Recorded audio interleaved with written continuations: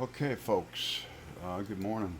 Um, November 1st, and here in the Midwest, the fall weather is kicking in, which means the temperature is dropping. And as you can see by looking at the SPY chart, um, it's more than just the temperature. It's fallen massive fall yesterday. There's only one reason this didn't test, in my opinion, the 560, 550-ish area, which is where the bulls have to take a stand, or it's going to get really ugly for this market through November. Um, and the reason for that is this ticker right here, Amazon. This saved the day. Had really good earnings. If you take a look at the earnings report, I think you'll see how well they did, it was the market reaction to those numbers and the guidance that's caused it to continue to run up this morning from 196 at 3 a.m. open, almost 200 going a little bit before the cash market opens. We've got a bunch of data coming in this morning that you need to be aware of.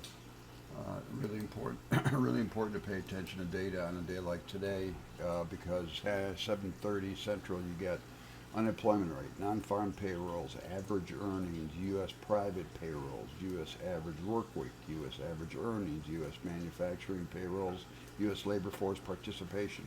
That all happens an hour before the market opens and can change everything that I'm going to tell you at this point. At 8:45, you have S&P manufacturing PMI. At 9, you've got U.S. ISM manufacturing PMI. At 9, you also have ISM manufacturing prices paid. Tells you whether or not the prices that manufacturers are paying from their suppliers coming in which is higher, meaning passed along to you, and affecting inflation. Okay, the three things driving this whole market right now are the the earnings that we're undergoing, and I'm pretty sure we've gotten through all the big megas, except for Nvidia, which is coming, um, and and of course the election, and then following the election, the FOMC. But let's just take a look at what happened. Market did not like the earnings coming off of Microsoft, and it showed ugliness yesterday here. I'm going to show you where I think the important areas are right now based on this hourly chart and or the daily chart. I mean, and it's basically 575. All right, that's a flip area. It's an area that was resistance, and then turned into support, and then broke yesterday. So right now, I've got it 574.93. I guess you could say, if you just want to round it up, 575 ish. Um, this is where the break happened right here over this number right at this point. So this is an area, as I tell everybody that is in that is operating in our Discord. We're looking at areas, not specific price points. Although yesterday we did happen to nail a specific price point that turned into a huge trade. We'll get into that in a minute. But right now, this is an area that we have to defend, right? I mean, it's just that simple. For the bulls, they have to defend that. If it falls underneath there, November could get really ugly. Let's drop down to the hourly chart once and take a look at this. Um, I have this line drawn here at 572 because yesterday there was two massive trades that we were able to make there in the afternoon that were, if you're playing 10 spots, zero data expiration, 20 deltas, 15 deltas, you could easily have made five figures with a very small investment. But I think the key area to look for a put today is up around here at 575.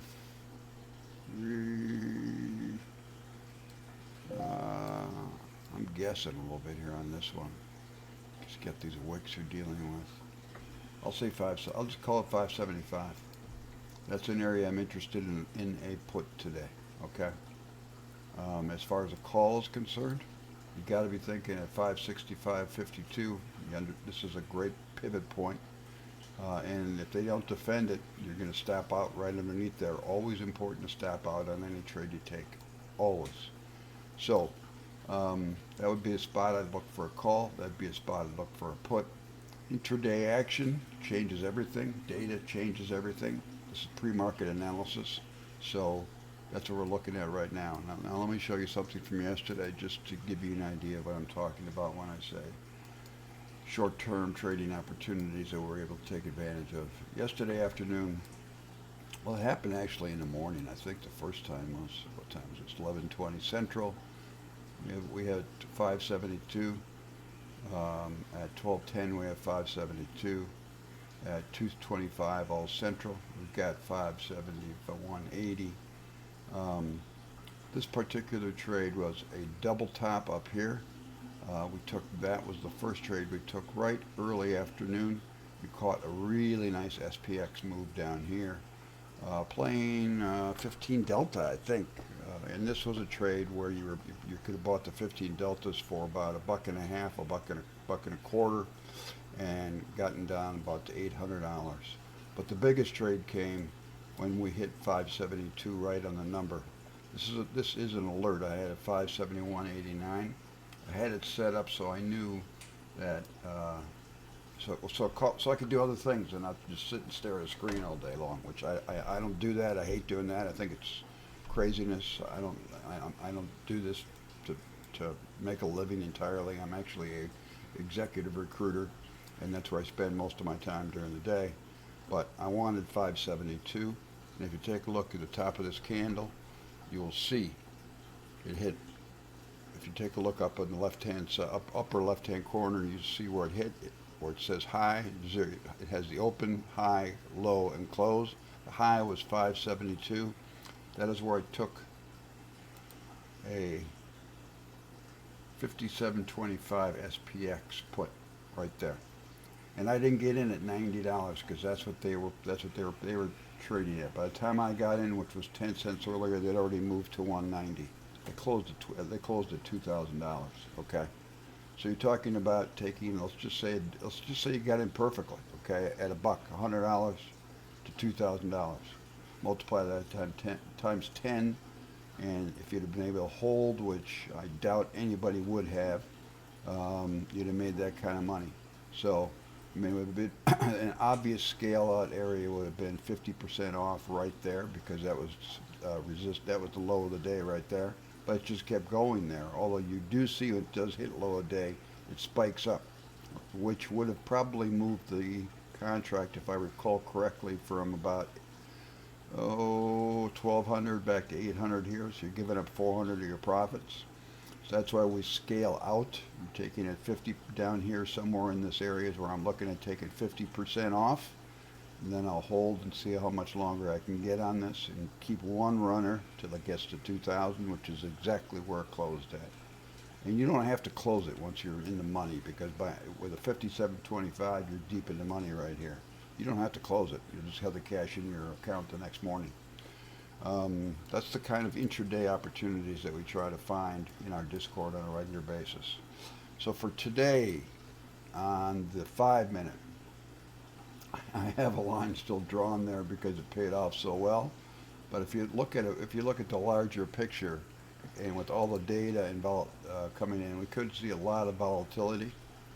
And we could trade in a big range, and the obvious area right here is for a put, right? Because the market is definitely getting weaker, and it's about time. It's time for a pullback.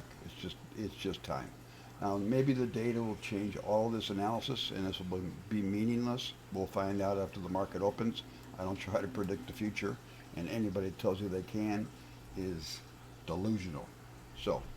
We'll just leave it at that right now. Look for calls down here if we're lucky enough to get there.